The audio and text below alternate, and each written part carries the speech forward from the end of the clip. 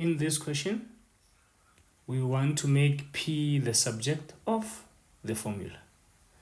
If you look on the right, P is being multiplied by this bracket, right? And this, or the inverse operation of multiplication, is division. So we must divide both sides by that bracket so that we can isolate the P. So I'm going to have A equals to P 1 minus I to the power of n. Then I divide both sides by 1 minus I to the power of n. 1 minus I to the power of n. And then we are going to cancel out on the right hand side. Since 1 minus I all to the power of n is in both the numerator and the denominator. So this guy will cancel that guy.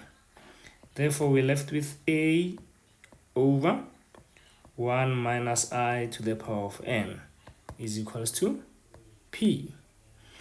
And that is the end of this video, ladies and gentlemen. Please don't forget to subscribe, share with family and friends. Thank you very much.